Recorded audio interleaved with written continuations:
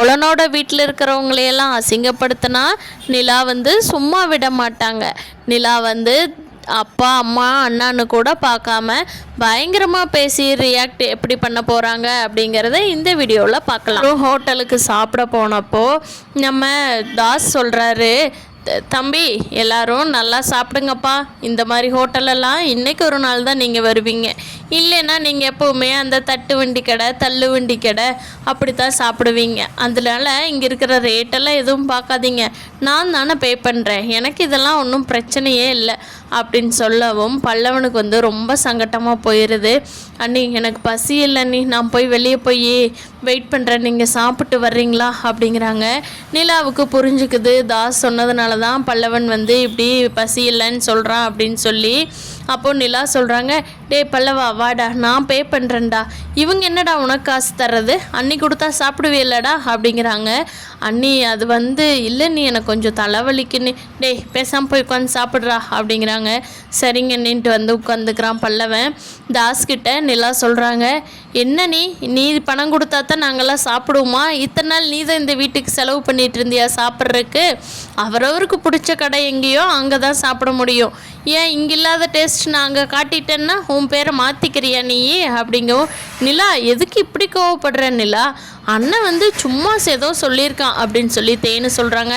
அம்மா அண்ணன் எந்த அர்த்தத்தில் சொன்னான்னு எனக்கும் தெரியும் உங்களுக்கும் தெரியும், ஏன் இவங்களையெல்லாம் உங்களுக்கு அசிங்கப்படுத்தி பார்த்தரல அவ்வளோ சந்தோஷமா, ஆனால் உங்கள் வீட்டில் இல்லாத சந்தோஷம் இந்த வீட்டில் எவ்வளவோ இருக்குது தெரியுமா, அது எப்படி உங்களுக்கு தெரியும், சமுதாயத்துக்காக அப்படின்னு சொல்லியே நீங்கள் மேக்கப் பண்ணிகிட்ருக்கிறவங்க தானே, உங்களுக்கு எப்படி தெரியும் இதை பற்றி, இவ்வளோ பாசமாக அவ்வளோ சந்தோஷமாக இந்த வீட்டில் எனக்கு பார்த்துக்குவாங்க தெரியுமா, இந்த வீட்டில் வந்து தான் எனக்கு பாசத்தோட அர்த்தமே புரிஞ்சுது, நம்ம வீட்டில் இருக்க வரைக்கும் எனக்கு அந்த ஃபீலிங் வரல, அவ்வளோக்கா எனக்கு வரல, எல்லோரும் என்னை நல்லா பார்த்துக்கிட்டீங்க, நான் இல்லைன்னு சொல்லலை, வேணுங்கிறத வாங்கி கொடுத்தீங்க எல்லாமே பண்ணினீங்க, ஆனால் ஒரு உண்மையான பாசத்தில் வர்ற சந்தோஷம் என்னங்கிறது எனக்கு சோழன் வீட்டில் வந்து தான் கிடச்சிது அப்படின்னு சொல்லும்போது சோழனுக்கு அப்படியே மனசெல்லாம் ரெக்க கட்டி பறக்குது. நிலா வந்து நம்மளை எப்படி பாராட்டுறா பாரு, அவங்க அண்ணன் முன்னாடி அம்மா அப்பா முன்னாடி அப்படின்னு நினச்சிட்ருக்காரு. சோழன் வந்து நிலாவோட அப்பா பக்கத்தில் போய், சார் என்ன சார் இங்கே சாப்பிட்றதுக்காவது காசு கொடுப்பீங்களா, இல்லை இதுவும் ஓசி தானா, உங்கள் பிஸ்னஸ் பார்ட்னர்னு சொல்லி எப்போவுமே ஓசி சாப்பாடு தான் உங்களுக்கு சாப்பிட்டு பழக்கமோ என்னவோ அப்படிங்கிறாங்க. ஏய் என்ன நினச்சிட்ட நீ அப்படிங்கிறாரு. இல்லை சார் கொஞ்சம் மெதுவாக பேசுங்க, நிலாவுக்கு தெரிஞ்சதுன்னா அதுக்கும் உங்ககிட்ட சண்டை போடுவான், அவளோட அண்ணன் தாஸ்கிட்ட சண்டை கட்டின மாதிரி, பரவாயில்லையா அப்படிங்க, போடா போய் சாப்பிட்றா அப்படின்னு சொல்லிக்கிட்டு யாருக்கும் தெரியாமல் அமைதியாக சொல்கிறாரு நிலாவோட அப்பா. சாப்பிட்டு முடிச்சுட்டு எல்லாருமே கிளம்பிடுறாங்க. அப்போது நிலா கிட்ட கேட்குறாங்க அவங்க அம்மா அப்பா, ஏண்டி அதான் ரிசப்ஷன் நம்ம ஊரில் தானே வைக்கிறோம், வந்து ஒரு வாரம் நம்ம வீட்டில் தங்கலாமல்ல, எங்களுக்கும் உன்னை பார்க்காம ரொம்ப கவலையாக இருக்குது தெரியுமா, உன்னை ரொம்ப மிஸ் பண்ணுறோண்டி நாங்கள் எல்லாருமே, நீ எங்களை பற்றி ஏதாவது நினைக்கிறியா ஒன்றா அப்படின்னு கேட்குறாங்க. அதுக்கு நிலா இருந்துட்டு, என்னது நீங்கள் என்ன மிஸ் பண்ணுறீங்களா, என்னம்மா சொல்கிறீங்க, நிஜமாக தான் சொல்கிறீங்களா, நீங்கள் ஒரு வருஷமாக எனக்கு ஒரு ஃபோன் கூட பண்ணலை, நீங்கள் என்ன மிஸ் பண்ணுறீங்களா அப்படின்னு கேட்குறாங்க. ஏண்டி ஒரு ஃபோன் பண்ணலை தான், ஆனால் டெய்லியும் உன் நினப்பா எத்தனை நாள் சாப்பிடாம கொள்ளாமல் இருந்திருக்கிறோன்னு உனக்கு தெரியுமா அப்படிங்கிறாங்க. பார்த்தா அப்படி ஒன்றும் தெரியலையாம்மா, எல்லோரும் நல்லா தானே இருக்கீங்க அப்படிங்கிறாங்க. இந்த வீட்டுக்கு வந்ததுக்கப்புறம் எங்களையெல்லாம் ரெண்டாபட்சமாகவே பார்க்குறேன்னெல்லாம் இது நல்லதுக்கு இல்லை, பெற்றவங்களை என்றைக்குமே மறக்கக்கூடாது அப்படிங்கிறாங்க. கண்டிப்பாம்மா அந்த பழக்கமெல்லாம் நீங்கள் எனக்கு சொல்லி கொடுத்துருக்கீங்க, நானும் அதே மாதிரி தான் இருக்கேன், ஆனால் பெற்றவங்க நம்மகிட்ட எப்படி நடந்துக்கணுங்கிறதும் ஒரு ரூல்ஸ் இருக்குது தானே அப்படிங்கவும்.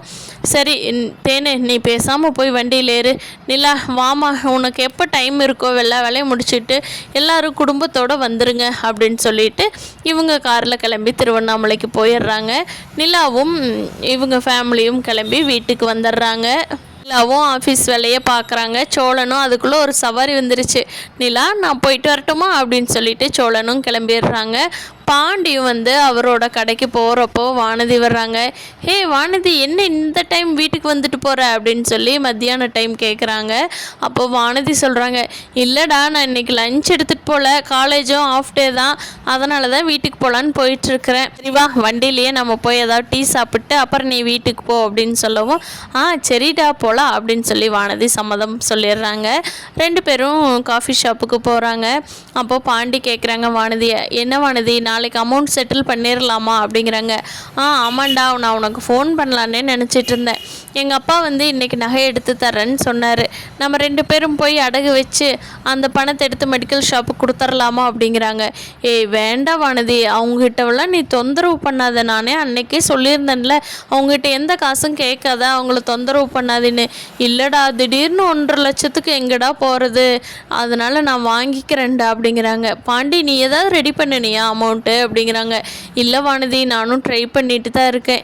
இப்போ தான் கொஞ்சம் அந்த செலவு இந்த செலவுன்னு வீட்டில் வந்துருச்சா, அதனால் எதுவுமே என்னால் அமௌண்ட்டு பெரட்ட முடியல. 1-2 பக்கம் கேட்டு வச்சுருக்கேன், இன்னும் பதில் சொல்லாமல் இருக்காங்க. ஈவினிங் தான் சொல்கிறேன்னாங்க வானதி. எப்படியும் கிடச்சிரும்னு நினைக்கிறேன் அப்படிங்கிறாங்க. வேண்டாம் பாட்டி, அது கடன் தானே, அதனால் நம்ம நகையை வச்சே வாங்கிக்கலாம். வா, இப்போ போய் வீட்டில் அப்பா எடுத்து வச்சுருப்பார், வாங்கிட்டு போய் அடகு வச்சு பணத்தை வாங்கிட்டு வந்து நாளைக்கு நல்லா இருக்குது பாண்டி, நாளைக்கே என்ன மெடிக்கல் ஷாப்புக்கு கொடுத்துட்டு நாளைக்கே நான் வேலையை ஸ்டார்ட் பண்ணிடலான்னு நினச்சிட்ருக்கேன் அப்படிங்கிறாங்க. பரவாயில்ல வானதி, இவ்வளோ சூப்பராக இவ்வளோ சீக்கிரமாக வேலையை ஸ்டார்ட் பண்ணிட்டியே. நீயும் நாளைக்கு ஒரு தொழிலதிபராக போகிற, வாழ்த்துக்கள் அப்படிங்கிறாங்க. ஆமாம் பாண்டி, நாளையிலிருந்து உனக்கு செலவுக்கு ஏதாவது வேணும்னா என்கிட்ட கேளு, நான் தர்றேன் சரியா அப்படிங்கிறாங்க. பரவாயில்ல நீ பொழைச்சிக்குவ அப்படிங்கிறாங்க. பாண்டி, நான் மறுபடியும் உங்ககிட்ட ஒரு கொஸ்டின் கேட்குறேன், நீ என்னை தப்பாக நினைக்கக்கூடாது அப்படிங்கிறாங்க. சொல்லு, நீ கேட்குற முக்கால்வாசி கேள்வி என்கிட்ட சண்டை வர்ற மாதிரி தானே கேட்குற, இப்போ என்ன புதுசாக கேட்டுற போகிற கேளு அப்படிங்கிறாங்க. ஆமாம், சந்தா சேரன் அண்ணாவுக்கு எப்படா கல்யாணம் ஆகும் அப்படிங்கிறாங்க. அதுதான் 6 மாதம் டைம் கேட்டு வந்திருக்குல்ல, அதனால 6 மாதம் ஆகட்டும் வானதி, அதுக்காகத்தான் எல்லோரும் வெயிட் பண்ணிகிட்ருக்குறோம். அதுக்குள்ளே இங்கே நம்ம சோழனுக்கும் நிலா அன்னிக்கும் திருவண்ணாமலையில் ரிசப்ஷன் வச்சுருக்காங்க. அதனால் இன்னொரு 4 நாள் கரமிச்சு ரிசப்ஷன் அங்கே போயிட்டு வந்துட்டு அதுக்கப்புறமா நம்ம சந்தாகிட்ட ஒரு நாள் போய் பார்த்துட்டோம், அண்ணனை பேச சொல்லியோ கேட்டு பார்க்கணும் அங்கே எல்லாம் என்ன பண்ணிகிட்ருக்காங்கன்னு சொல்லி அப்படின்னு சொல்லி பாண்டி சொல்கிறாரு. என்னது, நிலா சோழனாக்கு ரிசப்ஷனா அப்படிங்கிறாங்க. ஆமாம், அவங்க ஊரில் வைக்கலே இல்லை, லவ் மேரேஜ் பண்ண வாக்கில் இருக்காங்கல்ல, அதனால் அங்கே வைக்கலான்னு சொல்லி பிளான் பண்ணி இன்றைக்கி தான் போய் ட்ரெஸ் எல்லாம் எடுத்துகிட்டு வந்தோம் அப்படிங்கிறாங்க. என்னடா என்னை கூப்பிடல பார்த்தியா, நீ எனக்கு எடுத்துருக்க மாட்டியே அப்படிங்கிறாங்க. ஏய், அவங்க கல்யாணத்துக்காக அவங்க அம்மா அப்பா வீட்டிலேருந்து எடுத்து கொடுத்தாங்கடி, நான் எப்படி உனக்கு எடுக்க முடியும், நமக்கு கல்யாணம் இருந்தால் தானே எடுத்து கொடுப்பாங்க அப்படிங்கவும், சரிடா நீ இல்லைனா மட்டும் எனக்கு எடுத்துருவியா அப்படின்னு சொல்லி வானதி ஒரு சண்டை ஆரம்பிக்க வர்றப்போ பாண்டி முந்திக்கிறாரு. வானதி தயவு செஞ்சு இதில் ஒரு பிரச்சனையை உண்டு பண்ணிடாத, நான் இன்னும் ரிசப்ஷனுக்கு போகிறதுக்கு முன்னாடியே உங்கள்கிட்ட சொல்லிட்டேன் அப்படிங்கிறாங்க. சரிடா, இப்போல்லாம் வானதி மாறிட்டா தெரியுமா உனக்கு, இப்போ வானதி மெடிக்கல் ஷாப் ஓனர் ஆயிட்டாடா, அதனால பழைய வானதி எல்லாம் இல்லை, நீ ரொம்ப பயப்படாத அப்படிங்கிறாங்க. நம்பிட்டம்மா, எப்போ பழைய வானதி வெளியில் வருதோ தெரியல அப்படிங்கிறாங்க. பார்க்கலாம் ஃப்ரெண்ட்ஸ், வானதிக்கும் பாண்டிக்கும் இப்படியே சண்டை எதுவும் வராமல் ரொம்ப ஸ்மூத்தாக போயிட்டு இருந்தா நல்லாயிருக்குன்னு நான் நினைக்கிறேன். நீங்கள் என்ன நினைக்கிறீங்கன்னு கீழே கமெண்ட் பண்ணுங்கள்.